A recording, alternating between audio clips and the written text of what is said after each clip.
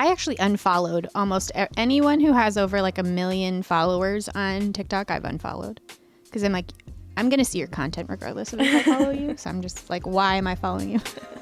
That's fair.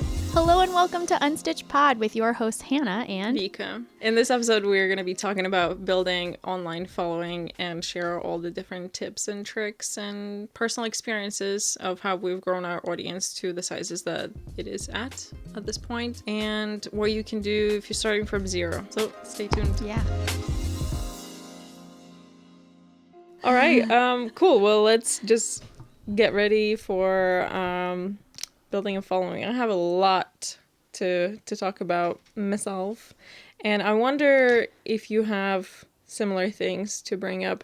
I actually wanted to get started with our stories, let's call it. Like, how did we start our online following and where we are at now? Do you want to go first? I started Facebook first. Oh my I started gosh, you a one of Facebook those? page first. Yes, which we have talked about before because when I first was starting to sell, I was selling to family and friends mostly when I had like made this officially a business. Mm-hmm. And so my family and friends were on Facebook. Yeah. They weren't on That makes Instagram sense. because, you know, we're talking about like older generations, people who weren't really on social media. Like Facebook was their social media. Yeah, to say that actually, like, fiber arts have only picked up in the last, like, 3-4 years. And that was before that. So that makes sense that you went on Facebook. So, and most of them are still only on Facebook. Okay. Like many of them, many of them have not ventured out onto other platforms. And so when I was first starting out, that's actually how I made most of my sales. People saw my posts on my Facebook page and then went to my Etsy store. But I started my Instagram probably like a month or two after I started the Facebook page. Fairly soon. Yeah, fairly soon. And then I joined Twitter somewhere around there, and I don't even know how to log into my account anymore. I kind of gave up on that. Same. And I started a TikTok in late 2021 like or a couple early years 2022. after that, or? Yeah, I was kind of hesitant to do TikTok, mostly because I was just feeling incredibly old. Because it was like a young people's app, and I was like, I don't think I feel like that's below, you know. Yeah, but my primary has almost always been Instagram because I genuinely enjoyed being on the app. Agreed. When I first started my account.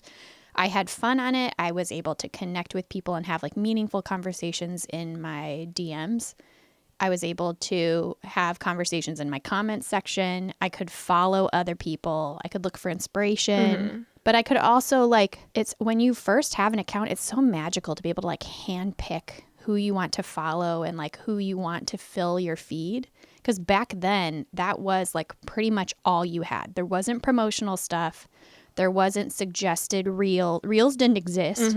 The climate of it was different. So I do recognize that for when I started, some of my suggestions are a little bit harder to make happen now. Well, I have a question. How fast were you growing on Instagram before Reels? Before Reels? Yeah. I don't know. It was like steadily slow. Okay. But it felt good. Yeah. Like I don't necessarily enjoy having quick growth, especially if it comes to a viral moment. I enjoy a slow and steady growth because I feel like I get to really know the people that are following me. That's how I felt about it. So I think in the first year I had maybe like 1,000 or 2,000 followers, but I knew them very well and they knew me very well. What did you do in terms of promotion? Like, how would you, like, for the lack of a better term, like, what was your strategy on growing the following at the beginning? At the beginning, it was posting my artwork when it was finished and some behind the scenes. Hashtags? With hashtags. I used the classic like 30 hashtags that were recommended at the time.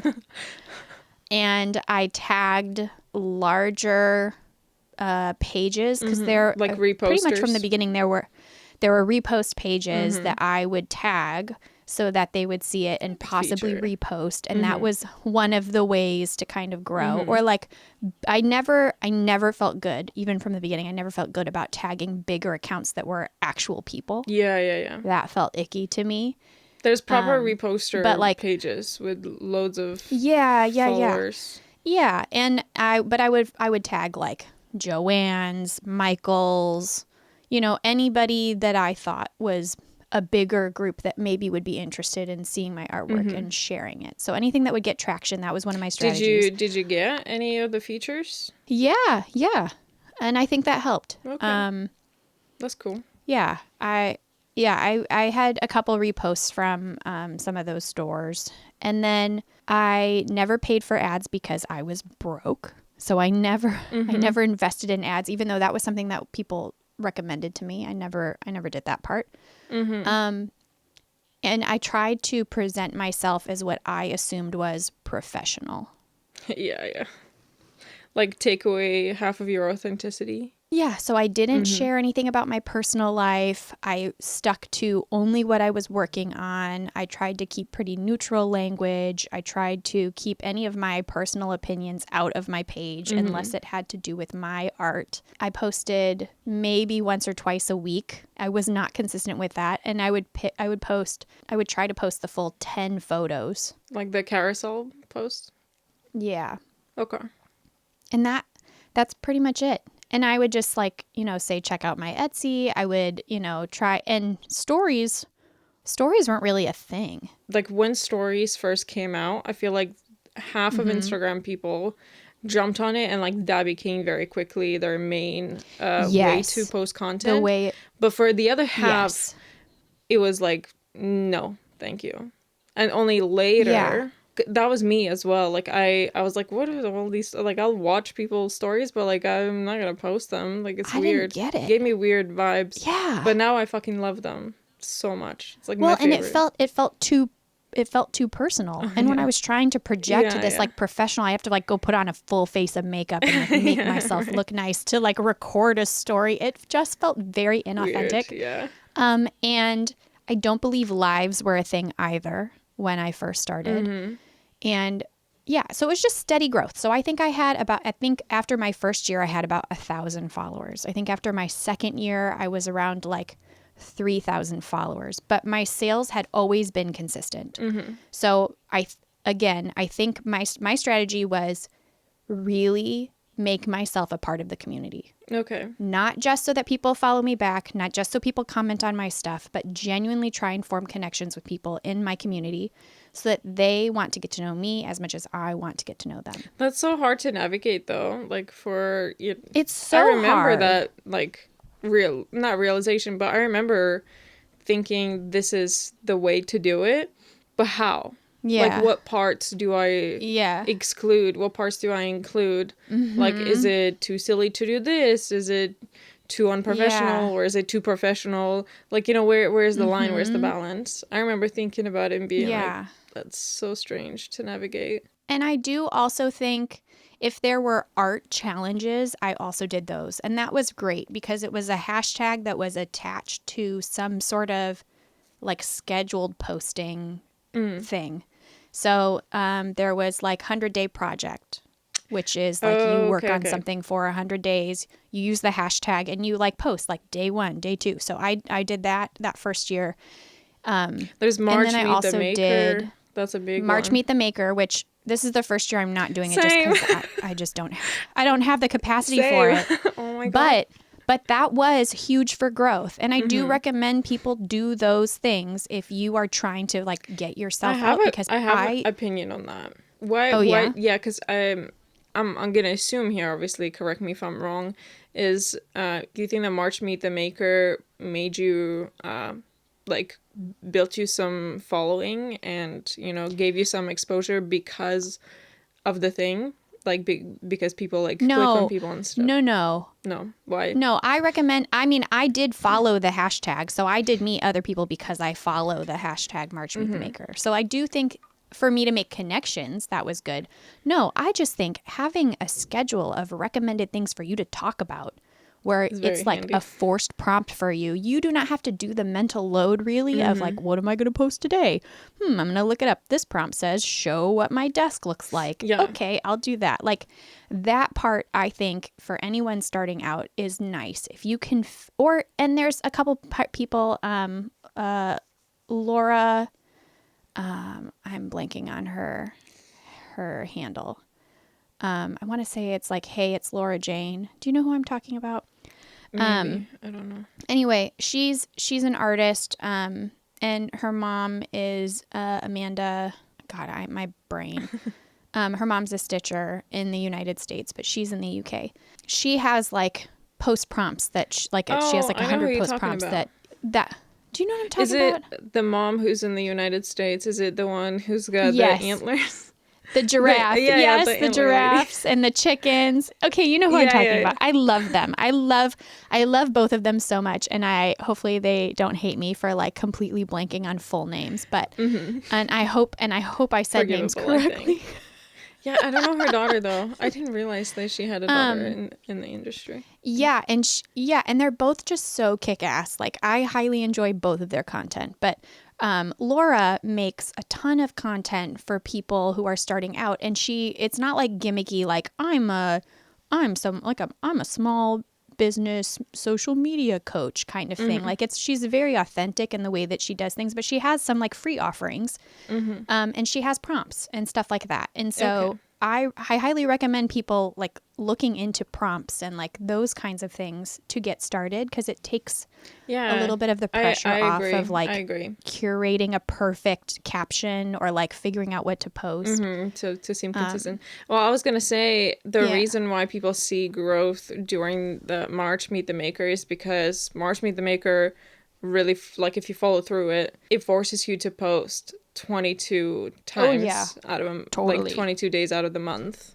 Like that's to say that this is probably around the time when you were posting 1 to 2 times a week, and you've just more than doubled it by doing this challenge for a whole month.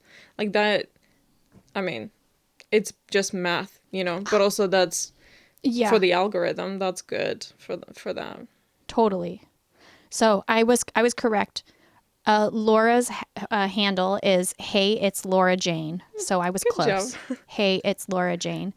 But she has a like link in her profile that says grab 100 free content ideas. Oh, cool. And she is one of those people. I've had the pleasure of being on her podcast before. Yeah. I follow her. She's also just like incredibly talented in terms of just like art and like creativity kind of stuff too. And she's also the one who has made a crap ton of viral sounds that are linked to the art world. So it costs that much because it takes me fucking hours. She wrote that song. Oh, that's cool. Yeah. So she's done just a phenomenal job, and I love plugging her whenever I can because connected. Oh my gosh, I'm 2 for 2. I hope they're proud of me. And then her mom is Amanda Barnes Art. That's her handle. And she is an incredible embroidery artist. I am not surprised that she has a daughter that's also amazing. Like clearly they've got some awesome stuff in the gene pool, and I love them both. But so little shout out to her. Is that going to be your shout out of the week? Sure, that'll be my shout out for today. Also, because her artwork's freaking incredible. Yeah, she's nuts. I will happily share her artwork. Absolutely. The amount of detail that she puts into her art, into her stitching. For people listening or watching, probably not gonna put like screenshots of their accounts, but go check them out. Amanda is a thread painter. She's nuts. Like you would not believe. Like probably like a 2-year project, like that intense. But she has a chicken and a giraffe that have both, I think, gone a little viral. And they, my favorite parts about her work is that it's not just embroidery. She also does a crazy amount of beading, and the detailing in the colors that she picks for her beading makes it look. I love her. So I'm happy to have that be my shout out. Perfect. Anyway, yeah. So going back to the far prompts. off track. Prompts is a good idea. I think that's something that I have not thought of. Maybe that's something you and I can do sometime. That would be kind of a fun project. Prompts. We come up with some prompts or something. Yeah, we should. Maybe we'll do that. Do you guys want us to do that? Maybe we could do an Unstitched Pod prompt week month or something. Oh, I love that. Yeah. That's cool. I need to write that down. I have so many good ideas on this podcast. We do get good ideas from us just We talking. just don't write it down. We just well, it's the follow through that's a little hard. yeah. Because we're real humans. I'm surprised that this podcast is still alive, to be honest. You know, I'm proud of us, our little passion project. Me too. So yeah. So around continue the timeline. Around the 2-year mark for me was when COVID happened. Mm-hmm. Or I guess it had been like a full year of me being on social, or maybe I had been on social media for a little bit over a year, but like I had been doing other stuff for about 2 years. Okay. So I decided in March of 2020, when Asian hate crimes were getting pretty high, I had a moment in a local Fred Meyer, which is a grocery store if you're not in the Pacific Northwest. I had a woman pretty aggressively accost me. Like she yelled some Asian slurs at me and like cornered me in the like noodle section of the grocery store. And I was masked and stuff, and it was awful. It was horrendous. Like I was afraid for my life. There was thankfully a bystander who like kind of stepped in and like helped me navigate, and I went and reported it, and I don't know what happened to the other person, but I checked out and left. And then I proceeded to go into my stories. This was around the time I started like really using stories. Mm-hmm. I went to my stories and I sat in my car. I like pulled off my mask and I like sobbed in my stories. And I was just like, I don't know how I don't talk about the kind of stuff that's affecting me. Like this really impacted me. Like I don't understand what's happening. Like the world is so scary right now. And I think I was supposed to post something like a giveaway or something was supposed to happen that day. So I went to stories and I was like, this isn't happening. I just had a really traumatic event happen. And the amount of support that I found on that day, like I will never forget how huge that of a moment that was. And that was the moment that I pivoted to realizing people actually give a shit about who you are, not just your art. And if I want to, I don't have to hold back. I can share as much of myself as I want to and just let that be part of my platform. Mm-hmm. Yeah. So that was March. And then around that time, I decided I feel like I need like a healing moment. I need to go be with my family. And so it was around like spring break time. And my mother lives in Hawaii. Most of that side of my family was in Hawaii. And so we went to go visit. And we ended up staying an extra week because it was so healing. Because for anybody who's never been to Hawaii, it is very much like a melting pot of Asian cultures. Obviously, there are the indigenous people that are there, but there's also a lot of Japanese, Korean. I don't want to interrupt you, but I'm having a deja vu moment. Or I think we talked about this like one of the previous episodes, and you're using the exact same words, like the melting pot of. Am I? I think so. Well, then we can cut it all out. I'm not gonna cut nothing. Sorry, continue. Yeah. Well, I'm glad I'm consistent. I probably have talked about it because it was a huge thing for me. Yeah. So anyway, so we went and I shared all of it. I like started posting about it in like my regular feed, not just in stories. Mm-hmm. And around that time, my page really kind of started gaining traction, like significant traction. And I went from like 3,000 to I think like 15,000 or something within like the next couple of months. But it was still steady enough. It wasn't like any post went super viral. It just like slowly progressed. And that's Reels era too. And that was also Reels. So so the two key factors there were Reels and stories that I was really starting to like heftily use those. And because the other part, it was the pandemic, which we've talked about before. Everybody was on their phones. Mm-hmm. No one could do anything else. People are buying kits. People are supporting artists because they have nothing else to do with their lives because we're all like in this strange era of like not being able to be social, not being able to leave our houses. That was a huge thing for me. So I think in like my, third year, that was like my huge growth year. So I just tried to stay consistent. But until then, I was posting 1 or 2 times a day. Around the time that like I went to Hawaii, I made a vow. I was like, I'm going to post every single day for like 100 days. Mm-hmm. I don't care what it is, but I'm going to post something. Right. So either a carousel post or a reel. And I did that. And that also was huge for me. Posting consistently every single day, using using good hashtags, reposting to my stories, that did something. And so then I think in that third year, I grew from like 3,000 to, I think I ended that with like 30,000. And I felt real good about it. It's like, I've got a following. I know who these people are. And then I had my viral moment right before I celebrated my 4th year. And I went from 35,000 to 100,000 in like a week. Yeah. And I don't know if those moments happen as much now. I mean, I still think people have viral reels. Oh, yeah, for sure. But they don't have the same amount of like progressive gain, I feel like, for a lot of people. Which Yeah, I would agree. Which is a good thing, in my opinion. Yeah, it has pros and cons. Like, it was overwhelming. We've talked about viral moments before. Yeah. We'll talk later as well, like when we actually like dive deep into it. Okay, so that's pretty much your story. Like, where are you at now? Yeah. And then in my 5th year, I went from 100 no, in my 4th year, I went from 100 to 100. Like, nothing. Year. There was nothing I could do. And I do believe that, and I hate to blame things on algorithms, but I do believe there was they made an algorithm switch of some kind because a lot of us felt it. I didn't change anything else. I tried really hard to still post as much as I could. So that's 2023. That's last year, right? Yeah. So like it was rough. Like going from like the end of 2022 to 2023. Like I just felt like there was it didn't really matter what I posted. Well, it fluctuated. Have you ever like tried to like analyze it? Because to me, it sounds like potentially because when you went from 30 to 100 in a week, like that's a massive shift. But also that's probably half those people were not your people.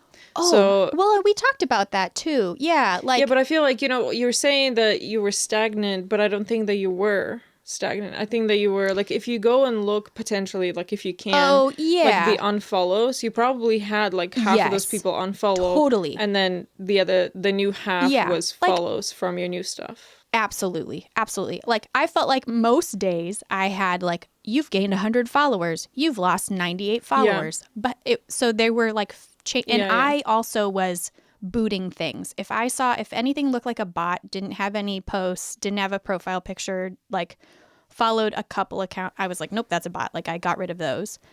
But also the other key part, and we've talked about this before, it was also the same time where everybody stopped being on their phones. We all went back to kind of like normal life. And I think that shift also made a huge impact. It was like mix So there were like a lot of factors. Yeah. And then I felt a huge shift right around, I don't know, when we started prepping for our kids. So the end of 2023, all of a sudden, Yeah, so November. Like, I don't know, October, November. Yeah, that was crazy months. I have no idea what happened. It was crazy. Some kind of fluke. Yeah. Something happened. I don't know. And again, maybe it was an algorithm switch. Maybe it's because people are shopping for the season. Yeah, probably. Of gifting or whatever. I'm sure there are plenty of things. And so now I think so far in like from 2023 to 2024, I've gone from like 102 or 103,000. And I think now I'm at like 135 or something. So I've had a decent amount of growth in like a couple months. Yeah. That's so neat. I haven't been nearly as consistent about posting, but I do post about things that I care about, and and it seems to be working. So yeah, that's my very long-winded story. That's where you are right now. Cool. What about you? Yeah. What's yours? Okay, so mine is a tiny bit different, I guess. So what I did, and actually maybe that will be relatable to some people, because lots of people are like, well, what do I do? Do I start a new account, or do I just convert my personal account to a creator account? And that's what I did. Yeah. That's what I did, because I wasn't using my personal account. Like, I was posting maybe once a year, something like that, just be like, I'm alive, y'all. That was it. So I was like, well, might as well. Like, I'm not going to keep up this personal account anyway. So I converted it. Like, if you scroll down enough, which I do not recommend you do, you'll see. Let's do it. No, don't do it.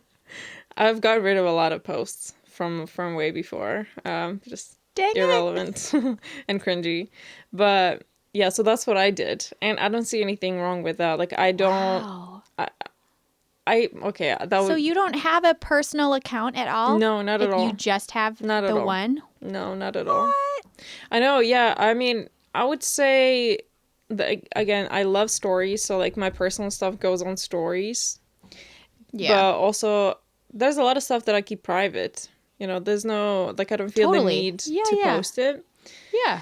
Absolutely. Yeah, I mean, I've not missed it once. So, yeah, I mean, potentially could be a different story if it was a different kind of person, you know. So, if you're Yeah. thinking about it, just consider both. So when did you make that switch from your personal account to a business account? Yeah, times are very hard. I know I it's want hard to to remember. say I want to say it was like late 2019 or early 2020. Okay. I'm not sure. Yeah. Something around the time, but probably early 2020. Yeah, so what I did to try and get followers, because again, that's before Reels, that's before anything, really. I went on Facebook groups. You know, I'm not going to name them, but there's a lot of niche Facebook groups to do with embroidery, to do with arts, all the things. And they allow promotion in the, you know, responsible way. Like, you're not going to really tell them, here's my tag, go follow me. But it's more of a, like, oh, Yeah. here, I made this. And then, you know, in the And comments. this is my social media. Yeah, yeah. Yeah. And so there was a couple of things that, yeah, I think it was like overnight. I posted something. I can't remember what it was. It was like my wall of embroidery or something. I don't remember, which was very poor at the time. Like now it's much bigger, obviously. But yeah, like it was 7,000 followers in just like one night. I woke up and there was 7,000 new people on my account somehow. Which, like, that is a viral moment from a Facebook group. Like, For sure. That is, Yeah. yeah, that's huge. Yeah, I mean, I wasn't expecting that, but that was good. Like they gave me like a confidence boost as well. Absolutely. Yeah, and then to be honest, like my growth is by all the means has been steady. I've had many viral videos, but they've not made like a huge difference. Yeah. So Yeah. for me, I can't really like I can relate to kind of both, you know, like having Yeah. virality, especially like on TikTok as well. Like there's, you know, 19 Oh, I didn't million even talk views. about Like TikTok. those are crazy. But yeah, just very steady. Like I started with like 3 times a week that I would post, and Yeah. I stuck to that. But then after I realized, like, you know, I was getting pretty serious about it. Like I, you know, had my full-time job and all this stuff. And when I was like, oh, I actually want to try and get rid of my full-time job and, you know, pay for my bills with social media, you know, art and all the stuff, I was like, well, I'm going to up my posting. And it was kind of easy in the way that I finally realized that I don't need to hide, you know, not show the process, like all the Yeah. ugly stuff. You know, people enjoy the Yeah. process, if anything, because there's a Totally. mindset of you started, like I had that mindset like you did. I'm gonna post a finished piece, and we all know how long embroidery takes. That's Yeah. incredibly unsustainable. And yeah, I was like, well, I'm gonna post the back of the hoop, and then the next day I'm gonna post how I do 3 stitches, and then the next day I'm gonna post how I screw my screw. You know what I mean? Like, you know, there's Yeah. so much that you can break down and Totally. post often, and that's what, like, unfortunately, in a way, that's what the algorithm wants. It rewards quantity over quality. And then you try and Yep. put some kind of quality into your quantity, and it doesn't really work. Like that's unrealistic to think that everything you're gonna post is gonna be a banger and you have to post every day. Fuck that notion. Yeah. Not gonna happen. I think I've had maybe 1 or 2 videos go like kind of viral, like not million level, but like pretty high up, where I felt like it was cinematically like a good piece of art. Like I felt good about the actual video. The majority of the crazy viral things, the things that hit above 1 million, have always been just like shit. Just Or controversial. not controversial, something that gets people crazy, like heated over one way or the other, and then people fight in comment section. But it rarely has to actually do with like the video quality, whatever you're sharing in that video. Like I'm not necessarily 100% like proud of the thing that I put out that happened to take off. Yeah. And that is so frustrating. It is. Because you're absolutely right. It is about quantity. Yeah. It literally, like, honestly, where did that accent come from? It literally... I was gonna say, you just sounded so British. Sometimes comes out, you know? Honestly, that's probably like the biggest mind shift that you have to do. If you don't go through this mindset shift, you're not gonna go far. Like you're just gonna burn out. You're just gonna, lose interest, all the stuff. You need to get rid of the perfectionist in you. Just go with the flow and fight that fear of being judged, I guess. Because I think that's the biggest thing. You just need to be incredibly imperfect. And that is what people will relate with too. Totally. And they will love you for it because you're open. So I feel like you also did a really good job about finding the balance between like, yes, posting frequently, but you also post useful content. And I think that's also one of the reasons why you have steady growth and why you found success, because you post a lot of like tips and tricks of things that sometimes I'm like, oh, I knew that. I just never thought to ever post that. And you do it in a way that's so clear and concise. Oh, thanks. And it's like enough of like an educational like grab that like if I'm scrolling and I see one of your videos, I'm like, ooh, what am I going to learn today? And I feel like that's something that is also really useful. Not everybody goes onto social media wanting to educate people. Like I know several accounts that they're like, I don't do tutorials. I don't do tips and tricks. This is my art. And I have immense respect for those people. But I think that is something that people follow because they want to be able to learn from you. So I think that's also a nice strategy. Agreed. Yeah, that was kind of unintentional, to be honest. Because it was everything to do with answering questions. There's so much that I could say right now. I don't think that you would necessarily say you are a teacher or an educator. I wouldn't call myself, no, but I don't think you would. However, and I hope people actually comment on the podcast or like in Reels if we share this. I would absolutely consider you to be an educator. The amount of stuff that I have learned from you, like just even if it's just little things, I cannot be the only one. Like, but you would not classify, like you don't put it in your bio, like, educator or like anything. I can't imagine doing that.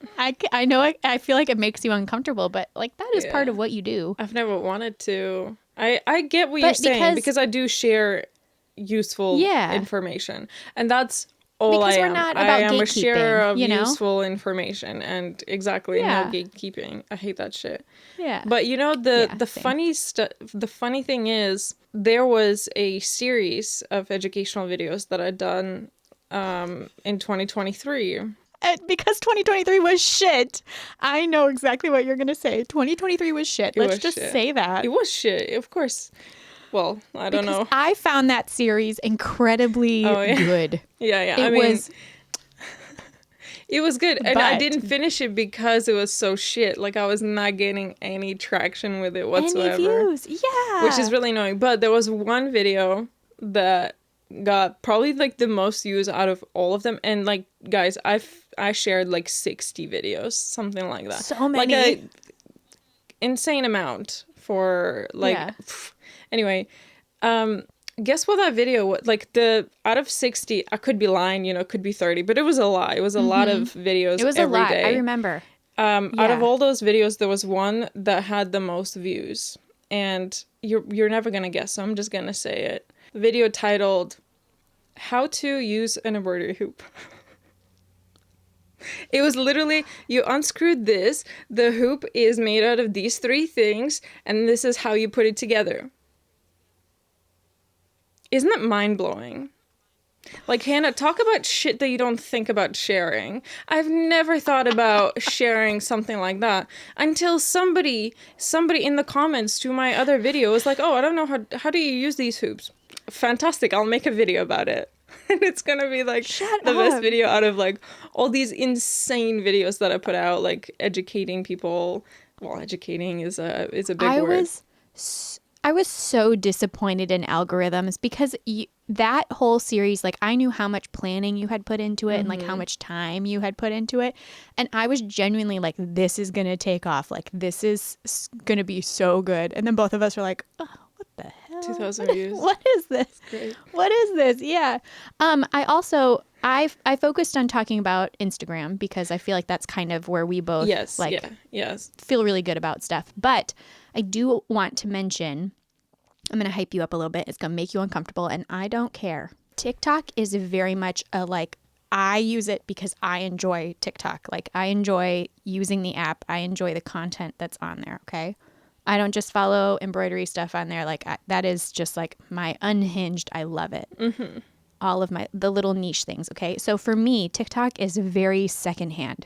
Mm-hmm. I make content for Instagram, and if I feel like, I might be able to find the same sound, or like if I feel like sharing it, I'll maybe share it to TikTok. Like I am not consistent. I don't give a crap about TikTok. Like it's just very much like whatever, I'll throw it in. Yeah. And I think I have like 20 something thousand followers on it, but it's just whatever.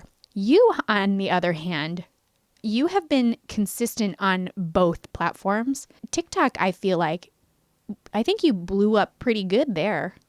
It was still consistent, but a like while ago, but I feel like TikTok really took off. Like it's not just Instagram. Like you do both apps very well, and I'm curious if you have any tips that you would give to people specifically for TikTok. No, that you wouldn't for Instagram? Zero, because TikTok had a major algorithm shift, and everybody knows about it. That was like beginning of 2023. There is almost no chance you can blow up now. Like I would even go as far to say that don't even bother with TikTok. But honestly, well, it might be banned in the United. I mean, they already passed to ban it in the United States. So unless something happens, yeah. Well, yeah, because so 2022, 2021, 2022 for TikTok was the golden era of TikTok. That's because true. It was very new and it was so easy. Like there wasn't enough content for people to consume, so the algorithm was just serving everybody everything. But also, I think this is just my personal thoughts, because I used to love TikTok like you did. I used to go on TikTok and just, enjoy myself. Like, I would get all the relevant stuff, and like I felt like the algorithm knew me so well. Almost every video I was like, oh yeah, I love it. I love it. And excuse me. And then after the shift, like I've not gone on TikTok in like a year and a half and enjoyed myself. Because it just serves me shit that I'm not interested in. Like, it just cannot figure me out. I can't be the only one because, like, that's it. Like, it doesn't give me what it used to give me, so I don't like the platform anymore as much. Oh, yeah. I mean, I do, even though I'm proof that TikTok Shop works because of the viral crisscross chair that I'm sitting in. I have made a couple purchases. Oh my gosh, Vika, am I rubbing contagious? Shut up. I've made a couple purchases from TikTok Shop, but it is so salesy now. So bad. Like I feel like if I even whisper like a word around my phone now, TikTok's like, you want this. I heard you say this. You want this so bad. Every video Instagram is like also commission paid. Yes. Oh my gosh. And like that with the algorithm shift has been kind of frustrating. No, I now only go to the following tab, which also that's also how I enjoy Instagram now. So intake content that way. Okay. So I don't do the For You anymore because it just drove me absolutely mad. So the way that I enjoy it is just really figuring out who I love. Every once in a while, maybe like once a week, I'll go to the regular so maybe I can find new things. But it's shit. I'm right there with you. Okay, fair enough. Well, back in the day, TikTok used to be so good. I used to literally enjoy, and it all started with, I gave myself a challenge. Speak of prompts and challenges. I gave myself a challenge to post every day for a month. And that was like, I barely had any videos. Like I probably posted like 3 videos in the previous 3 months before that or something like that. And Yeah. when I did this challenge that I created myself to post one video a day, I'm not kidding you. Like 5 of those 30 videos were over 1 million, and pretty much the other the other 20 were in the midst of like between 100 and 200,000 views, and then Yeah. the Yeah. leftover one like 20,000 I views, something like remember that. that. It was Yeah. massive. That's It was what TikTok huge. used to be like. That you would post Yeah. Yeah. good quality content and it would get you views. But now Yeah. if you're lucky, I think like because now the platform and the creators on the platform are so established, if you were lucky to establish a huge following, which I still don't understand how that When works that on happened. TikTok, when Yeah. through the golden Yeah. era, that's now the videos that are out there. Because I barely Mm, even see absolutely. videos that have like 20 likes, 13 likes. Like, where are those videos? Yeah. They never get Yeah. served. It's only videos with like 20,000 likes. You know what I mean? Like, where are the videos that our newbies posting? I'm not seeing them. Who is seeing them? Nobody's seeing Yeah. them because they're not being pushed, you know? But anyway, let's go back. No, Oh, I sorry. absolutely agree with you on that. I actually unfollowed almost anyone who has over like 1 million followers on TikTok. I've unfollowed because I'm like, I'm gonna see your content regardless of if I follow you. So I'm just like, why am I following you? That's fair. Yeah, but let's go back, to our timelines Yeah. because there's a lot to cover because Oh yeah. we are Sorry. talking like practical advice and things like that. Which I Yes. loved Yeah. your advice about prompts. That's something that I didn't think of. This is great. Y'all should write that down. But yeah, going back to my timeline, I was growing my following on Instagram very steadily from the very beginning. It was, with every viral video, I'd get like 5 to 7,000 new followers, things like that. And yeah, incredibly steady, averaging like 100 people a day. Sometimes, it's like kind of up and down. And recently, because I was burnt out, I didn't post anything for like a month. And now I'm feeling it. Like there was Yeah. for the first time I noticed you disappeared. yeah, well, I was doing the kids and that was crazy. I know. But yeah, now I'm feeling it now. Like it's coming back, like views also I'm not disappointed with recently, the last week or so. But I had like 2 or 3 videos that were doing very well throughout that month that I didn't post anything. So I didn't feel even the need to go and savage my situation on Instagram because I was still growing and I was still getting engagement and followers and likes and all the stuff. But that died down and then there was nothing else to keep it going. So yeah, like for the first time in my experience with Instagram, I was going down for a little bit. It's back on track. It's a weird feeling. It's so weird. I was like, well, of course it's happening. Like you It doesn't understand that it's happening because you didn't post for a fucking month. Like what else did you expect? Yeah. But still weird. Still weird. But it's all good. I hate that feeling.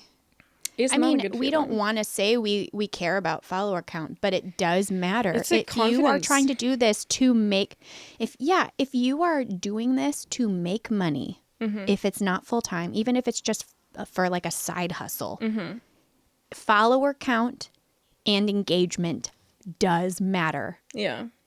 So like if you start losing followers, it is such a jarring feeling because it's also like, oh no, my livelihood. Like, and I mean, even if it's like a small amount, it's not the end of the world, but you do feel the pressure of it. It's like, oh, yeah, for sure. I feel like more like a confidence, and it happens. So like, emotional people, like totally natural. You start to, see this one negative thing and then a lot of things turn into negative things.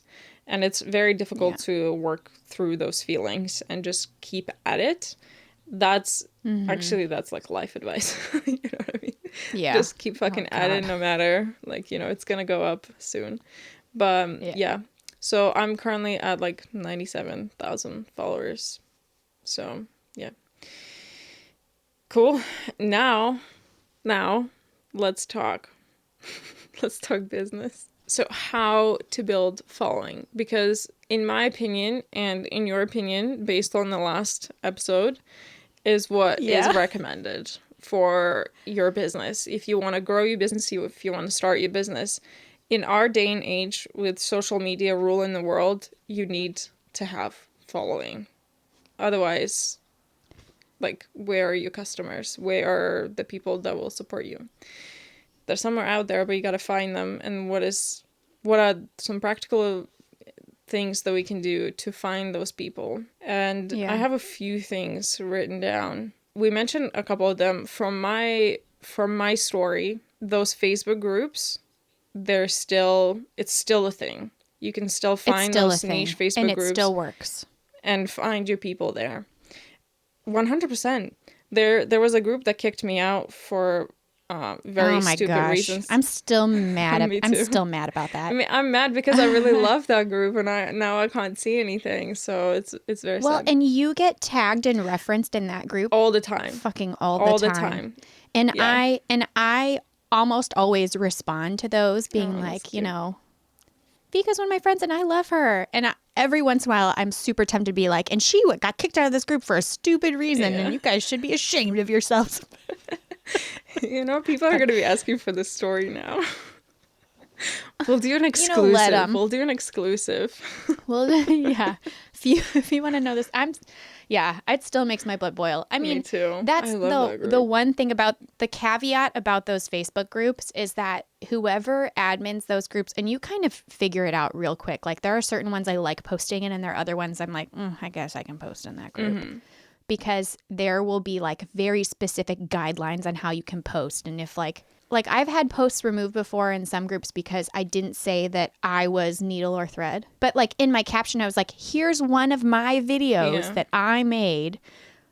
And they're like, well, you didn't say it was you. I'm like, I you know, they can set whatever rules they want. You know what I mean? Like, however they can set sucky whatever they can rules. be. You just have to make sure that you pay attention to those things, because you, like, if for some of them, it's like, if you don't follow the rules, you might get kicked out. And so, like, you just have to be careful. That is not why I got kicked out from that group, by the way. No, that is not.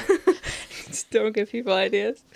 But yeah, I would say that that is an incredibly Facebook good groups. thing for you to do. Yes. When you have zero following. Zero. Absolutely. That's what you do. You go on. I mean, there's Reddit that you can try. Yeah. I posted a couple of times, but I'm not a Reddit person, so obviously that didn't stick. I'm not either. But I do know people who have found success there. So I for sure. agree with that. Yeah. But Facebook groups is more, like, I don't do it anymore. Like, very quickly, I realized it was just too time consuming, and, you know, it just wasn't a priority anymore. Same. But absolutely, that's like from zero. If you're starting from zero, I would go there. And, you know, that's where you show off your work. That's not where you share your process or things like that. That's where you show off your beautiful stitching and beading and whatever you're doing. And that will potentially get you some followers on your social media, like Instagram.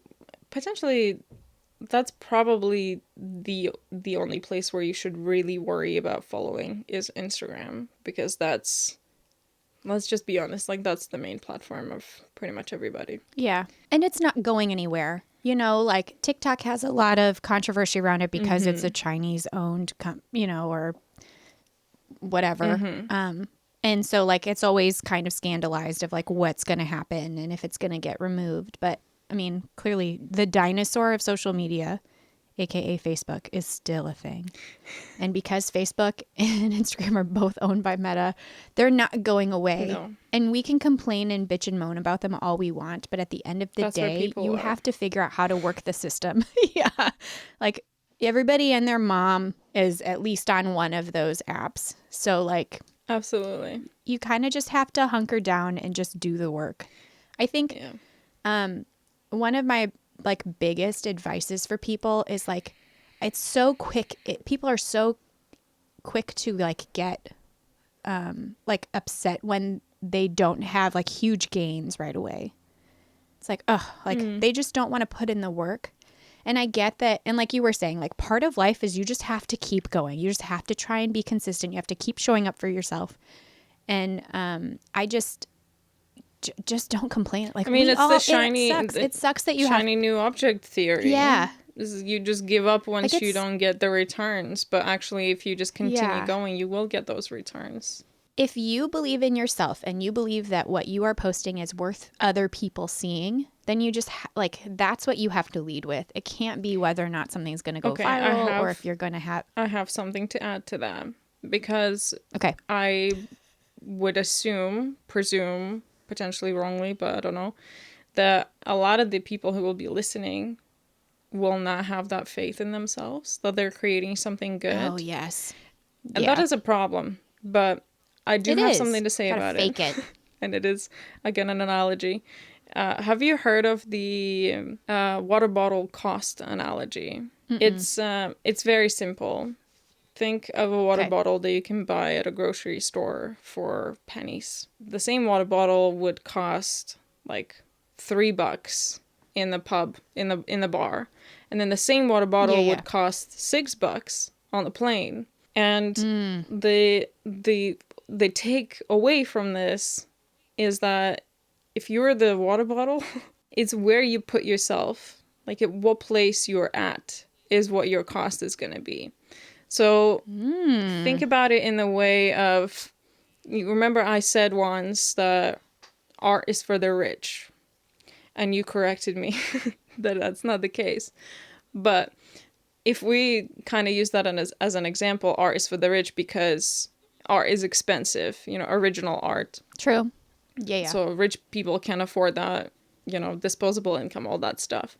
But also that's an investment. But either way, the thing is that your original art can be worth thousands and, millions of insert currency, but it's who you're like advertising it to basically is the thing. So when you think, oh, I'm not worthy of attention, or maybe my art is not good enough, well, like, who is it not good enough for? Art is very subjective yet again. But just think about it in the sense that you might be not putting your art in the right place to get those, affirmations and confidence boosts, good comments, things like that. I really like that analogy with regards to like your worth. If you're a water bottle, you're going to be worth way more on the plane than anywhere else, I mean, yeah. I think we've already covered imposter syndrome and all of that too in a different episode. But yeah, go check that out. a huge bit of advice that we both gave was also that you just have to fake it, because no one knows what they're doing. We're all just trying to figure it out. And it takes some time for you to be able to like really truly feel that confidence, but you don't have that time, right? Like if you're trying to make money, especially, but like even if you're just trying to gain a following, like some people I guess maybe will be invested in like you admitting that you don't know what you're doing and like working through it. But the majority of people, I feel like if you say that right away, it's going to feel more of like a pity party. If you post and you're like, I don't really know what I'm doing, they're going to feel that energy. Like you just have to go in being like, I got this. Yeah. Actually, that's a big thing that I still struggle with sometimes. Yeah. I mean, I think once you have an established following, admitting like you don't know what you're doing and stuff comes across differently than like if you are like starting a brand new account. Yeah, I don't know. You see, the biggest difference for me, like, I don't want to say objectively, but like in the grand scheme of things, is people or artists, let's say artists who have larger following, people are more likely to click that follow button because they know you've already been consistent. So when you're just starting out, there is no way for you to tell people, hey, I'm gonna stick around, because even you don't know if you're gonna stick around. And because I would never follow somebody if I know that they're not, like tomorrow they're just going to stop posting. Like, I don't need that. Yeah. You know what I mean? And I've done that before. So if you think about it, like objectively from that stance, you need to show up first, build that consistency and build that library, let's say. And only then you can expect people to come and be like, oh, they've been posting every day or they've been posting every week forever. I'm going to expect to see content. So that's great. You know what I mean? Yeah. So I feel like that clicks the follow button. Absolutely. Yeah. Okay. Cool. I have... And we've already talked... So Facebook groups, prompts of any kind, March Beat the Maker. I'm sure you can even like search it. I'm happy to even do some research and like see what kinds of challenges there are. for people Sure, to be yeah, able let's to put like together a list, partake in. like a Google Doc or something. And the share pages though that we had talked about, that where they like repost, I actually don't recommend those Yeah, I don't recommend it either. um Mixed feelings, I would say. I guess maybe, yeah, I guess when you're starting out, there are still a couple I feel like that are good that don't just like, they're not trying to just grow their own page. You know, the But stupid thing is it's the best when one of those pages reaches out to you and says, "Can I repost?" Or just does yes. it and gives you credit without you approaching them first. But you need to Yeah. go viral for that. Because how else are they going to Yeah. see it? Like, they only want to repost stuff that could go viral to grow their own page. Yeah. So it's never about like, oh, Yeah. let's feature all these unknown people. No, they're like, Well, what awesome stuff can I post that's already gone viral 3 times so that it's going to go viral again, yeah. you know? But I feel like they didn't used to be like that. There were several pages that used to be more about like growing community, and they posted small accounts, and it wasn't about like virality or anything. It was just like they were trying to just curate like a cute little Those are rare. community, and those, well, they just don't exist anymore. Yeah, because people are They like, like, oh, we can make money, you know, instead. yeah. So I'm sad. I'm sad that that's not a thing anymore, because the amount of people I followed from following those pages was huge. Like if I saw someone's art on there, I'd be like, Agreed. whoa, I click on agreed. it. Like, straight I away, click who's on the artist? who the Yeah. yeah. I like, and then I go follow the artist. Yeah. And it's a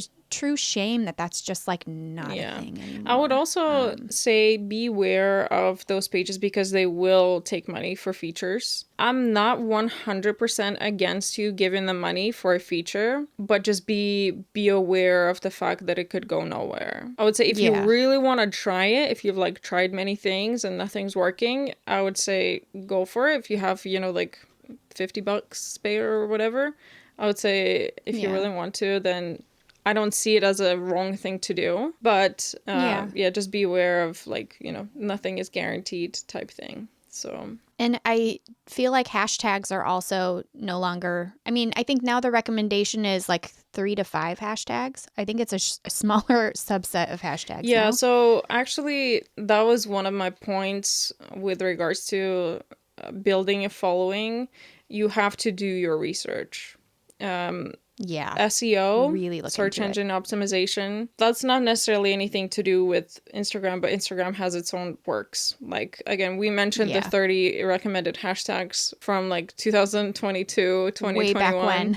That's not a thing. That is not a thing anymore. And I still see people put all those hashtags in and taking up all that space. Yes. There's no need for that. But, you know, you have to either go and learn a ton about, you know, from various different places, hear many different controversial and conflicting advice, and then just cherry pick your own things that you think that have validity in them. And then you gotta go and test it out. And all this takes a lot of time and a lot of effort. But also, by the time that you figured something out, be wary that it might change. There is going to be a change in the algorithm. There's going to be some kind of change.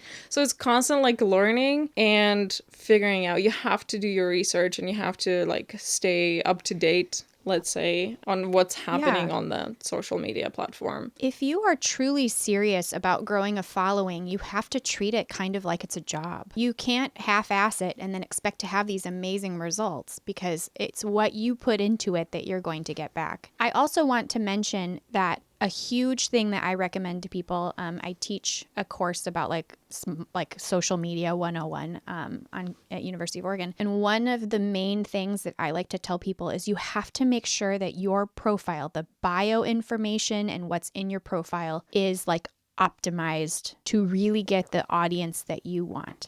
And what I mean by that is the detail that's in your profile is in the SEO. Search engine optimization. If you go on search button on Instagram and put embroidery artist in, say Hannah has embroidery artist in her bio, in her handle, it's going to pop up. It's going to pop up. Yeah. And so like for me, I've always had fabric collage, and I've always used that hashtag. Like from the very beginning, I searched and I was like, oh, there's not really that much, but like I think that's what I want to call my artwork. So I'm going to use this like pretty religiously. And now that's like I pop up right away. And so don't waste your bio space. Please. You don't need to put a motivational quote in your bio. I love it that you love that quote so much that you think that that's important. But if you really want to like reach followers, figure out what you want people to know you for, put it in your bio, because then it can be searched and you will pop up. Yeah, you know, there is Please. there is this creator. I'm sorry, I cannot remember the tag. I followed her for many years, and she puts out a lot of artwork. She's very niche. She only uses 310 and nothing else. And I think yes. I think she's got a lot of following. Yeah, But yeah. I remember reading her bio when I first found her, and it said something like, you know, I'm this and this and this, and fabric is calico. Like, she felt the need to put what kind of fabric she uses, because she's probably sick of people asking. Is so pissed off about, like, please don't ask me again. Yeah. I know. I totally remember that. And I have been super tempted every once in a while to just put fabric phrase, you just cut it off, because that is my number one question that I get know. How does it your fabric phrase? Yeah. Fabric is a huge topic, because people don't know what to embroider on. That could be a whole new episode. But yeah, like, put useful information for the new people that find you in there. Like, you know, what are you all about? I agree with that. You have to optimize your bio for sure. The other recommendation that I have, and it's controversial, which let's hear it. I don't necessarily want this to be my controversial moment, because I haven't. Okay. But it no could worries, be. You could do two controversials in one episode. All good. For me, I know people will say, I don't want to niche down. I want to make whatever I want. That's good on you, boo. That's good for you. However, if you want people to really find who you are, you have to figure out what your voice is. Niching down is the easiest way to be able to grow a following when it comes to like really making sure that you have purpose and intent. I know that that's kind of hard, and I know some people be like, well, I don't know what my niche is. Like that's kind of scary. But I really highly encourage you to figure out if you're going to be posting stuff on social media and you want to grow a following for whatever reason, you got to be some sort of consistent in what you're making. If you're making if once you're established, once you have, like, I don't know, 1,000 followers, heck yes, explore, do whatever. But like, to get started, you got to figure out what you want people to know you for. Yeah. Otherwise, it's just another thing you just scroll past. Is it like a phrase like jack of all trades, master of none, or something like that? Yeah. It's very true. You can't be the best at everything. Yeah. So figure out something. Be consistent about posting about at least one project maybe or something, you know, so that it's... And almost called you by two other names that are not yours, Hannah. I like what you said. You have to figure it out, because nobody's telling you to go and find the niche. You can create a niche. It's not you don't have to put yourself in the box that somebody else made. You can make that box yourself, and it can be a temporary box, you know? Yeah. I hadn't seen anybody post stuff that, like, I know, and we've talked about this before, I know other people make things that are very similar that layer fabric, but like, I hadn't really seen it. So I was like, whatever, I'm going to stick to this. I like this. This is what I'm doing. Yeah. I like that. So you just have to do it. But don't like... the other part... Sorry, go on. Don't copy. Like, don't just like... Okay. That's not what I was going to say. But... But no, it's good. It's good advice. What were you gonna say? I can't remember. Don't niche down too much. Like you could take my niche for an example. So I do satin stitch exclusively, and it's mountains. I was gonna say landscapes. Yeah. Satin stitch landscapes. Satin stitch. Thank you. I can't name my niche. Satin stitch landscapes. But if you like, an example of niching down way too much is UK based satin stitch landscapes, like something that's I know what you're quite difficult to produce a lot of content over too, also, like. Yeah, absolutely. And then my other recommendation would be take advantage of Reels. I know not many of us love showing videos all the time. I get it. Well, like, you either gonna have to learn to love it, or you're not gonna get nowhere. But that's that's still what's pushed. Yeah, so you have to figure it out. And the other side of that, though, is recycle your content. Yes. You don't have to produce new content every single day. Add a different sound to it. Maybe cut it apart and put it back together a little bit differently. That's a big Maybe one. share different That's a big one. aspects of whatever you're working on, because it is exhausting recording a new video for every single day. Don't do that. Have you, like, how often do you Please. recycle your content? Be honest. All the time. All the time. All Okay. the time. Yeah. I have example. Man, I have a block in my face about that. Example, I went on a hike, brought embroidery hoop with me, recorded a bunch of video, held my embroidery hoop up, I'm sure people have seen it. The next day, I reshared it where I shared several clips, and then I added just a little bit of extra video to it. Today, I posted the same shit again. Just new audio, me doing a voiceover. It's really just, Remember quantity you have to be over smart quality. about. Yeah. And like you can share tiny things. They don't have to be cinematically beautiful every single time. Absolutely. I have to confess. Learn a couple transitions. Yeah, again, you just have to learn to put, little bits of video together. But I have to confess. Well, that's a new word. I'll have to confess. Again, I said it again. Confess. So when it comes to recycling content, I've not done a ton of it, but I have done it. Oh. And every time it's been you don't do fantastic. It a lot. It's been great because I don't repost stuff that didn't do well. I repost stuff that went nice and, got me a couple hundred, And I was because, again, my experience with not posting for a month is like a dip in growth. And I was like, well, there is a very easy way to fix it.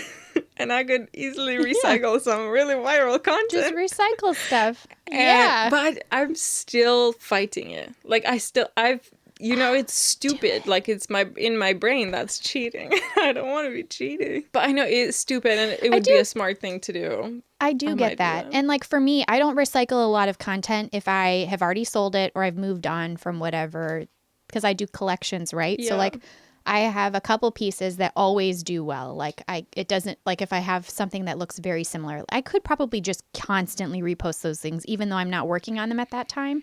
But then I feel like it's disingenuous because I don't have that. Like if people click on it, they're going to be pissed and be like, I can't buy that. I'm mad that I thought this is what I'm following you for. So you have to find a delicate balance of like what to repost. Yeah.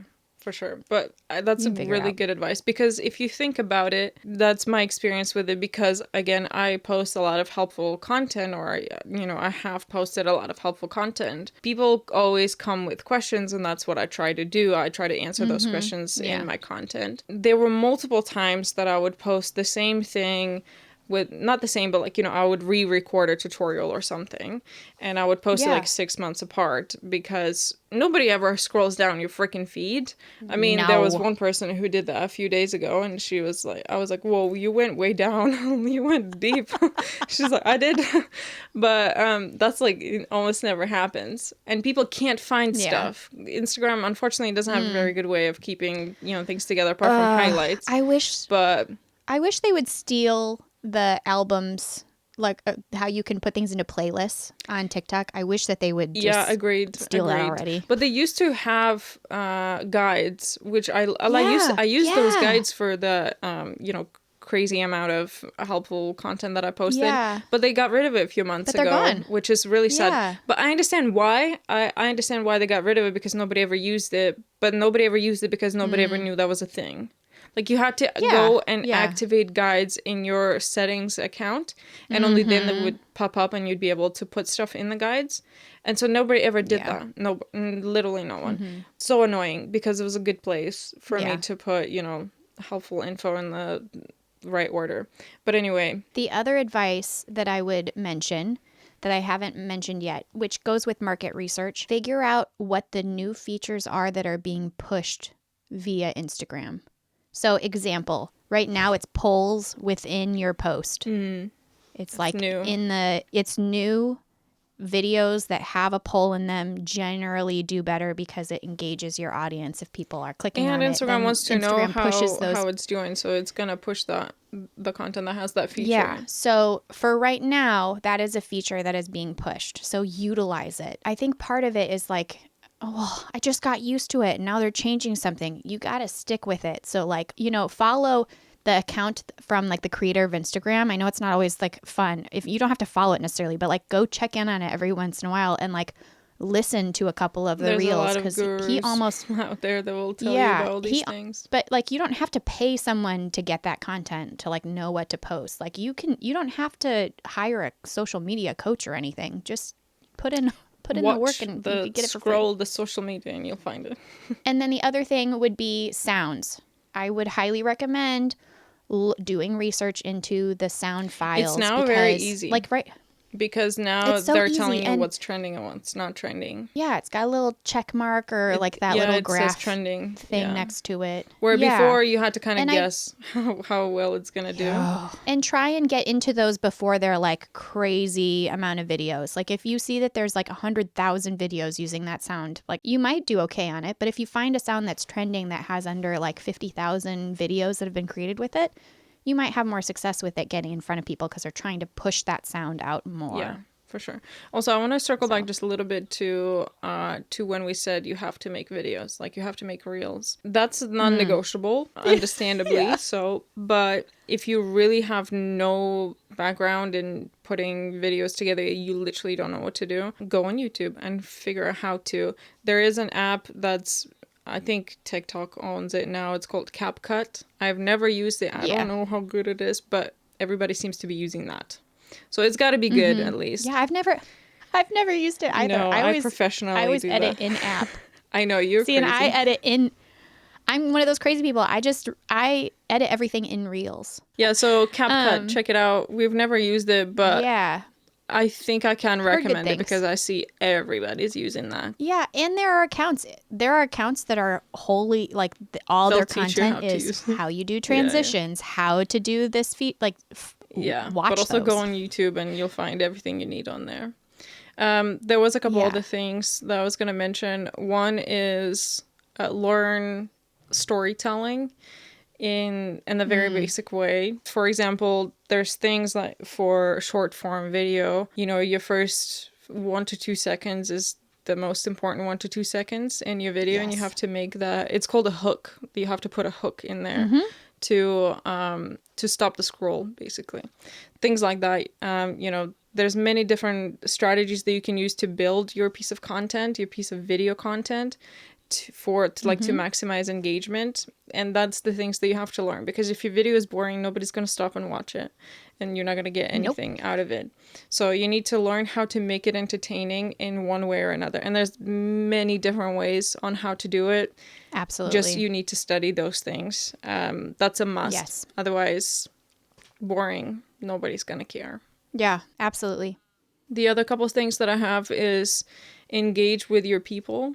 So, it's very easy to neglect comments or responses, things like that. That's something that all the platforms value very much. If you do not engage with people who engage with you, like that just tells the platform that you're not there for good, like consistently and with quality. So if people ask you questions or even like leave you a compliment or whatever, consider like responding. If it's a viral video or if there's a lot to go through, of course you don't have to do that. You don't have to respond to every comment, but try to do your best, basically. I mean, also as like a user, if I am commenting, if I take the time to comment on somebody's video and they respond even with like a simple thank you or an emoji or just an acknowledgement, they at least like the comment, that to me is like, oh, they like acknowledge that I said something to them. And it doesn't have to be this, you don't have to have like a full paragraph response to them, but just acknowledging that they took the time to comment on your stuff is kind of like just polite etiquette also. Like, yeah, exactly. It makes sense. I put aside time to do that. Like I wake up and I spend the first 30 minutes of my day on social media responding to comments and responding to messages. I have that. It's just built into my day. Okay. Like if you want to have that be something where you're like consistent about it, like you could just carve out time so that that's what you do. I had, so a long while ago, I turned off my notifications for Instagram And to be honest, for like half of other stuff too. Because I found that I wanted to engage and I wanted to respond to comments and DMs straight away. Yeah. And that was fucking up like all of my productivity. And, you know, I just couldn't get anything done like with a clear head. And that was the best thing that I've done. Like just turning off my and then whenever I feel like going on Instagram, I always go on Instagram thinking, okay, if there's DMs and I might need to do a little bit of work for that, then I need to have that mindset that that's what I'm gonna do when I go on there. And sometimes, you know, like obviously I'll break the rules. Like I'll go and I'm not gonna look at DMs. I'm not gonna look at comments. I'm just gonna like post a story or whatever. The other two are kind of, we already mentioned, and that's share helpful content. Something even as silly as how to use the embroidery hoop. Very little, you know, little things. Like you have no idea who's watching your videos. Like that's something that I've learned. Absolutely none. A long time ago. You have no idea. Nothing is silly enough. Nothing is too silly to share. So share everything. Respond to comments. You know, that's also a good thing. Like if you're getting some questions in DMs and comments, whatever, turn that into a piece of content. That's a free idea for you right there. And share knowledge that you have. And I know that a lot of people will be like, well, but I don't have that much knowledge, or like, you know, everybody already knows. Do never assume that. Like, I think I've said that before. Like, the least that you can offer is your unique perspective, and that's enough. Absolutely. For most cases. That's enough. Nobody's expecting you to be this incredibly educated on everything person.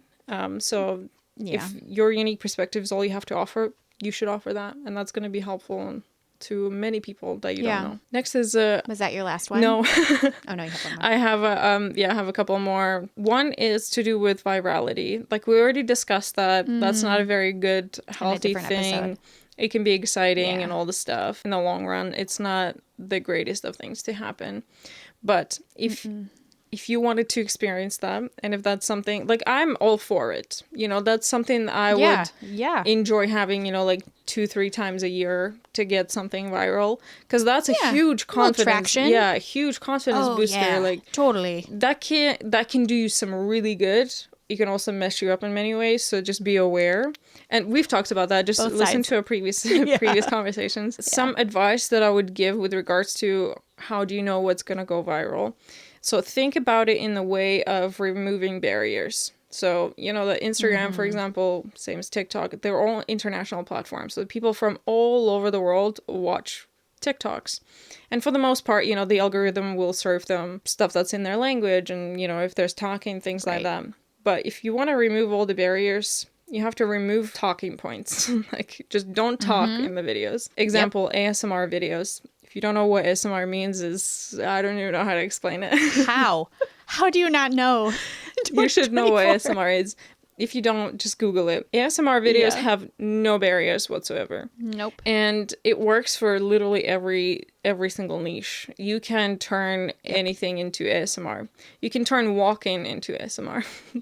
So those kind of videos have very high virality potential. Yes. And that's probably like the first thing that you should think about if you want to try and go viral for, you know, one thing or another. But think about ways to remove those barriers, that your content will be interesting to a child, will be interesting to an old person, will be interesting to any age, a person in any country, person who speaks any language, those kind of things. Just think about those, and that's where you're going to get the most out of your viral idea. But again, do not strive necessarily for virality. Strive for just being consistent. Yeah, again, quantity over quality. You can't expect every video to do well. That would be absurd. Impossible. So just put out something. And then you're just chasing it. Yeah.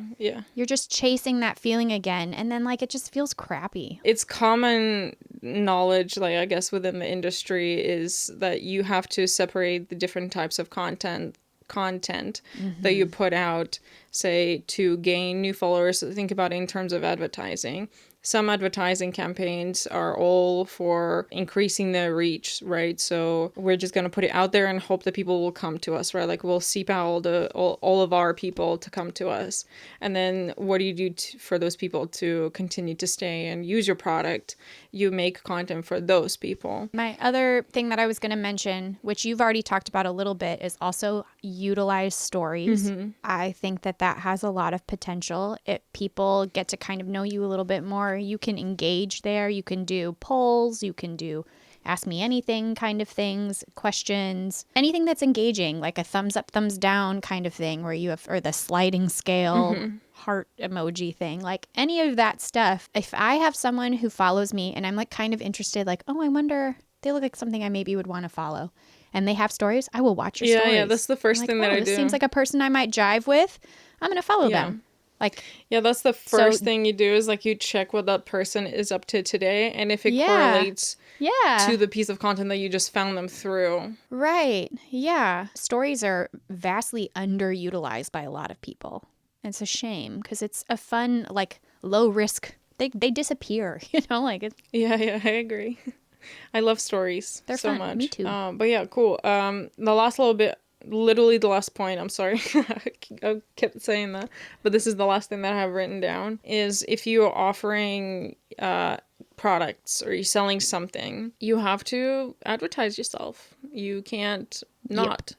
And it is very difficult to do that because it feels salesy and it feels like, you know, all you do is make content to sell you stuff and things like that, which, you know, in retrospect, that's what it is. But if your product is good enough, you at least have to offer it. You know what I mean? Like, people are not stupid. They're not just going to buy it because you told them to buy it. You have to show them why they should buy if they want to buy it. Like, why would they want to buy it? You know, like, you have to answer all these questions and make content around that too. Because, you know, if you're getting a lot of followers and a lot of views on ASMR videos, but you're not getting any sales, then you got to rethink something, right? Like, you know, there's this famous story of like somebody who had like 10 million followers and they tried to sell 10 t-shirts that couldn't even do that. I couldn't sell them. I remember that. Yeah. Like, that's a real possibility that, you know, you have to take that into account and think about, well, that's another reason, like, you know, those ASMR videos, those viral videos, they're not going to sell you they're not going to make anybody buy nothing. They're there purely for entertainment and nothing else. Like, you'll be lucky to get followers from it, but then again, on Hannah's experience with crazy virality, you gotta keep them. You're gonna have to try and work really hard to keep those followers, because, you know what I mean? All this is to say that it is a lot of work, and you might have been one of those people who thought, oh, you just got so lucky. No. Luck has nothing to do with that makes me any of that. That makes me work. So mad. It's not cheap work. So you have hard. to put a lot of hours into it, you know? Yeah.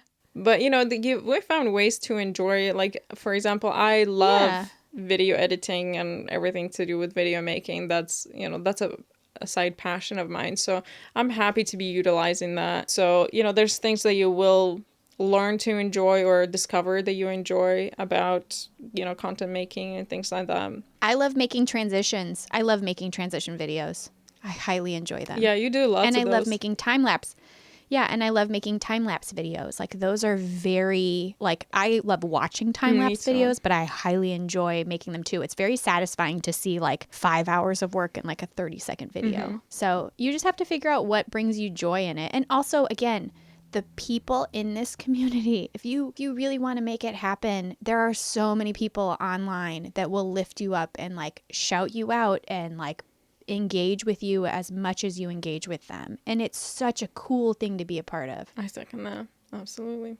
Like, people are the best. Yeah, the, like, stitching, like, art in general, but, like, the stitching community online is just so sacred and special. Agreed. And agreed. And you should know that. You should know that. You should have experienced that. Yeah, and like now. They make me want to be on the app. Like, I go on Instagram because I want to consume their content, because I want to be able to have conversations. I look at people's stories and I engage in them. I'm like, oh, they're asking a fun question. I'm gonna You know. Same. All right. Anything else to add? I don't have anything. 3 days later. I know, right? I don't really think so. Okay, let's do our segments, shall we? I mean, I feel like I've already done half of mine.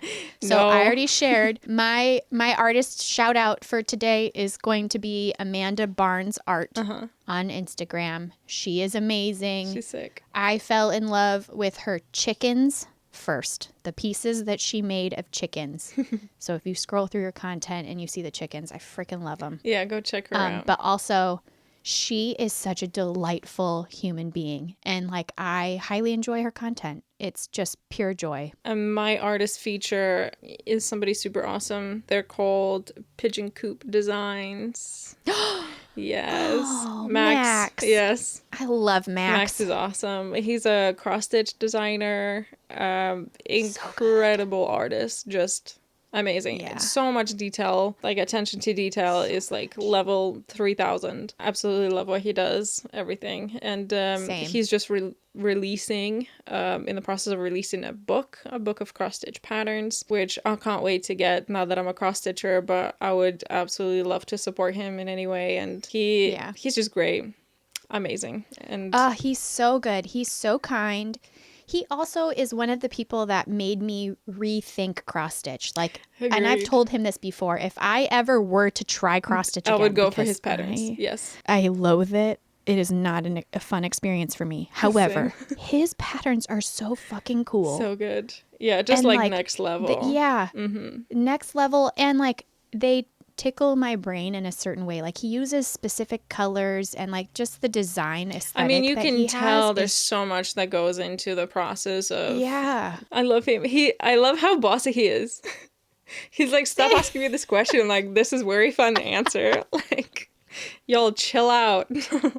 I love his attitude. Like you said, he's very kind. I do too. He's also very bossy, which I love, and I'm sure lots of people do. But yeah, go check him out for sure. He's amazing.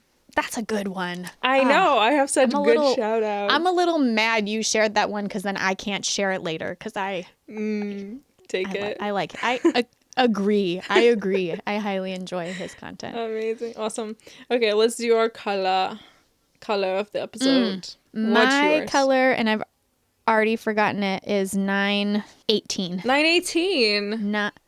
Yeah. You know, I shared 920 last time. I know. You were ripping me off. I know. Just kidding. I kind of feel like that, but I think 918 is a more superior color than. Oh, that is a bold statement. Show your face when you say things like that. I just really enjoy the mood of 918. Okay, hear me out.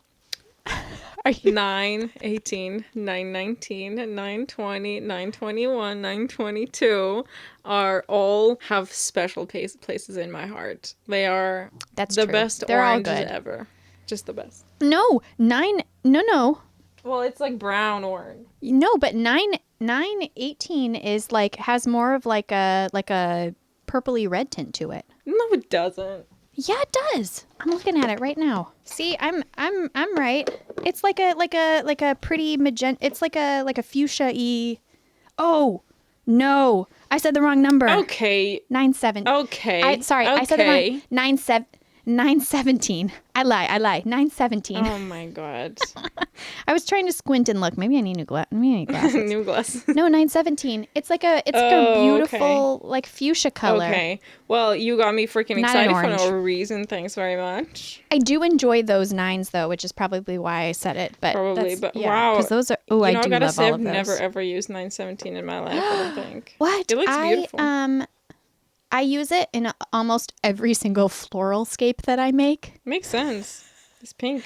Because it's like because I'm not really a pink girl. Like the shirt that I wore in the last recording, that's the color pretty much. Yeah. I love that's my favorite it's like pink. A deep enough. Oh, so deep. It's like almost purple, but no, still pink. I love it. 9-17. I'm sorry, I misspoke. Not 9-18. It's 9-17. Okay, I'll forgive you. But only for one reason. Because mine is also pink. I have it written down. It is. We're on like the same wavelength. I know. It's crazy, actually. Wait, which one is yours? It's 223. It's a dirty pink. It is a yes. It's a dirty I do pink. know that one. It's like in That my one's pretty. mind, that's like, you know, one of those like cool ass skater boys that don't afraid to wear pink. That's the kind of pink that they wear.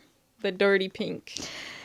Or The maybe dirty it used to be regular pink, but they've fallen way But too many now times it's- and now it's dirty. Yeah. My color were a person.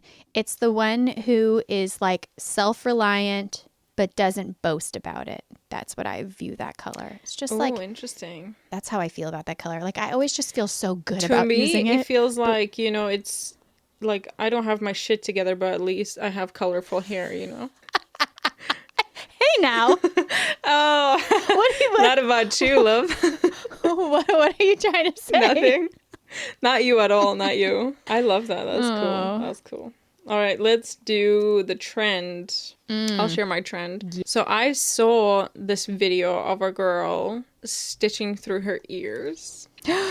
Oh my god, I saw that too and I was like, "What?" I know. So she had like, you know, 3 holes in the ear or Yes. something. And she just used a needle and embroidery thread to like make a little pattern, you know, like just to go through her ear holes.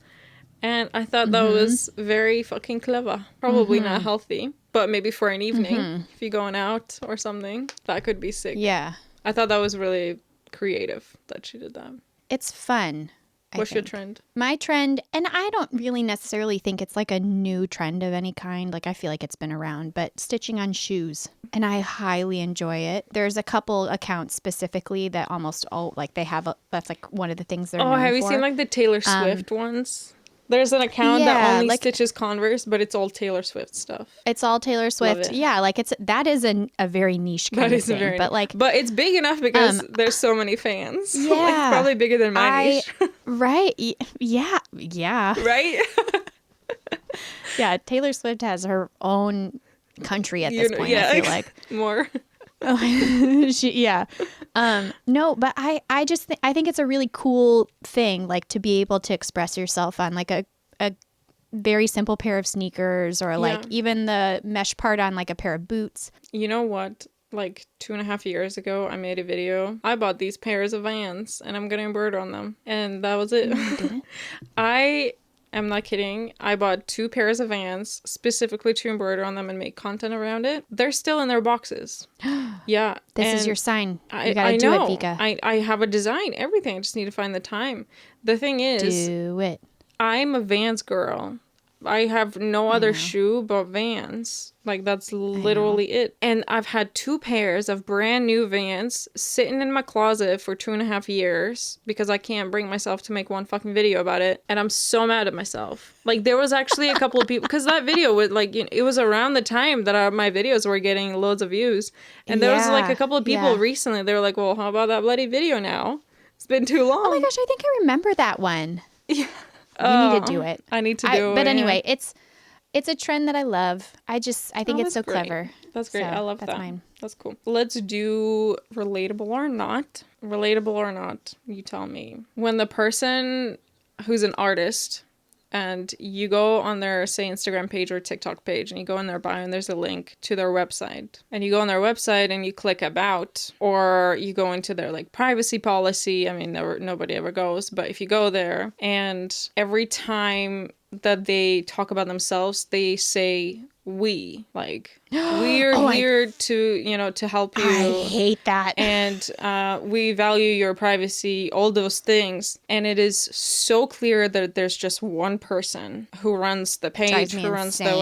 website, like, very clear. And it annoys the shit out of me because that's lazy. Same. Like, I know you got that privacy policy off of somewhere else, but like, at least, you know what I mean? Yes. Like, that's where, like, that's actually, I think that's relatable to your, when you first started, you said that you wanted to be so professional and everything. To me, that's a turn off because you're just trying to be professional for no reason. Like, why would you say we? It's just you. Yeah. Also, own it. Like, you're doing all of that. Own it. Yeah, well, that too, yeah. But also that makes me think, like, what are you? Are you we or are we you? Like, you know, what's the deal? Like, yeah, anyway, Absolutely. annoys me. I don't know if that's relatable, so. It is relatable. I agree. Okay. Okay, I remembered mine, and I know it's going to be relatable so I'm excited about it. Okay. But it's specifically relatable for people that are in where you live and where I live. Are you excited? What? Okay, relatable or not, you go to take product photos and the frickin' sun goes away. Okay. Because it Now I happens see to what me. you mean. I kid you not, almost every single time. Like if I'm trying to take especially a specific time of year, like basically winter and like early spring where I live, I will get everything set up. I've got like for my like flat lay photos, Yeah. right? And I like have like my whole collection and I'm like so excited about it. And I go to start taking pictures and then the sun just like disappears for the rest of the day. And it's just like gloom and doom. And I'm like, guess I'm going to have to try again tomorrow. Because like I want the natural light photos. They always look better. They do always look better. But you know, I have to say that I do not relate because my office is in the wrong side. I never have sun here. So it doesn't matter for It you. literally doesn't matter. Not at all. I get no sun whatsoever. So I have to use artificial lighting. I go into my living room because I have like a giant picture window. I know you remember. I take them right in front of that. And like it's indirect. It's perfect. It's perfect lighting. That's true. Yeah. You kind of... Is it relatable? You can't take photos in your living room where it's the only place where you see sun because you have cats and they're going to mess everything up. I have children, but I take photos when they're gone. So also relatable. They're kind of the same though. Yeah, exactly. But yeah, no, I feel you. I feel gosh. you. Yeah, it's so annoying that we have to rely on the bloody sun to come out to take nice photos. Yeah. Cool. All right, and the last thing that I have is controversial. Are we gonna get canceled today? No, but my controversial I kind of already shared. Like, don't complain and talk. Like, don't say that, you know, social media sucks or like, you know, nobody can make it on social media anymore if you don't put any work into it. Like, you have to treat it like it is the main way for advertising. And if you want to just complain about it, no one is going to want to see your content. And like, also, I get that like we want to always blame things on the algorithm. And yes, the algorithms do change and sometimes they do affect your ability to get seen. Yeah, but you know what? Honey, it's crazy. It's not Sorry. It's not always the algorithm. No, it's almost never the algorithm. The thing is we are so lucky, and this is the time that we're lucky in. Like, actually for real, lucky, lucky to be living in the time where social media exists. Because think about what you would need to do to advertise your business or advertise your services back in the day. Like even say like 10, 20 years ago. You would have to pay for ads. You would have to put shit on billboards and just hope that the right kind of person is going to see it. Free advertising was never a thing. And it's still not a thing if you think about the amount of time and effort that we discussed today that goes into organic growth and advertisement on social media. It takes a lot of effort, but you do it instead of, you know, like it's the same as you were like just printing out leaflets and like handed them out on the street. Yeah. You're doing it. But yeah, free advertisement is so new. Like, you know, we're lucky to have this as an option for us to do it from a comfort of our own houses. Right. You know? And the reach that we have. The fact that we can have followers in countries where they don't speak the same language as us. That is like blows the fact that both of us have right, but like both of us have made sales to countries that we don't live in. Like that would not have happened unless you like submitted your art to galleries religiously, which costs a lot of money. Yeah, or, exactly. Or like participated in markets every single weekend, and like you would get local then. But like the reach that we have the options to be able to get now because of social media. Like, oh my gosh, I think a lot about how like my grandma, I think would just be like so over the moon. Like it would be so cool because she did markets. Every weekend she was hustling doing markets, and like so everybody knew her locally. I so wish she would be able to experience the stuff that we get to experience, because it is really a gift that we get to do. That's the luck. That's the lucky part. Yeah, I love that. But just don't blame the algorithm all the time. Like we can have pity parties about how stuff doesn't get seen, but then fix your content so that it gets in front of more eyes. Adaptation is key. You have the ability to do it. You gotta put in the work. Kind of controversial. Not controversial at all, but I'll let you off. I'll let you off. I don't know. I think some people might get offended by the fact that I'm like, It's not the algorithm. Yeah. Oh, well. Okay. So my controversial is embroidering using a tiny punch needle is not embroidery. That's my controversial. It's not. It's punch needle. Yeah, no, not punch needle. Punch needle is like, a specific look. No. But there is an embroidery punch needle. Like it's like a modified tiny one, yeah. But it's a tiny one. you make all kinds of, straight stitches, like satin stitch. You can do with that, but it's not satin stitch because it's not. I know the one you're talking about though. So there's a few creators that create that kind of art. I'm not gonna call it embroidery because I don't want to. No. I can think of 3 off of the top of my head, and I would not classify that as embroidery. Yeah, but it looks like embroidery. It's like, from the. It does look. Front. It does. Not from the back. And it annoys me because, you can, of course, like, you can create that stuff and, there's place for it, but don't call it embroidery. In my mind, it's not embroidery. I think that's. It's not embroidery, and it's not true punch needle. So I don't. Yeah. Everything to do with the needle can be classed under the embroidery umbrella, but punch needle is its own thing because that's rug tufting, that's punch needling, like all that stuff. Oh, yeah. Not the same as embroidery. So in my mind, don't call it embroidery. Yeah, I don't know what you would call that. Anyway. What should it be? Yeah. I don't know. I don't want to know. It's not my business. Just don't call it embroidery. That's all I care about.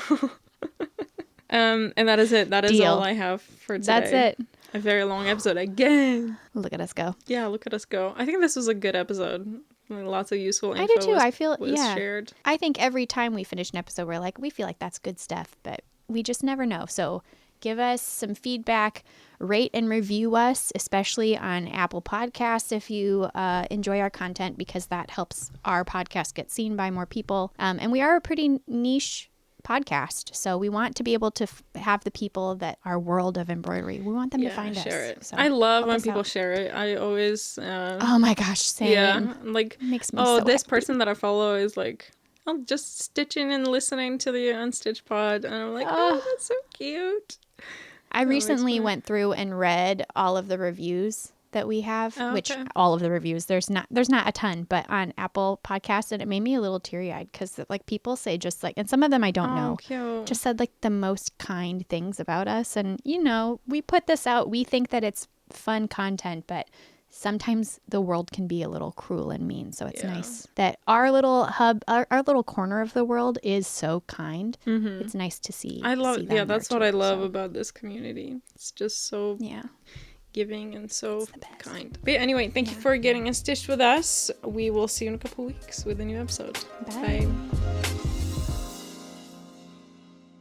You know what? I sat in the mirror this morning, Vika. I shit you not. I don't believe you. I was like, I don't believe you. Hello, and I did it. I braided my hair and practiced saying it out loud. I am so proud of you. I am so proud of you. This is the episode where I'm going to just nail it the first time. And you did. See, I fucked it up, so you can do it again now. Oh, good. I don't know. That was my one. One shot. One time.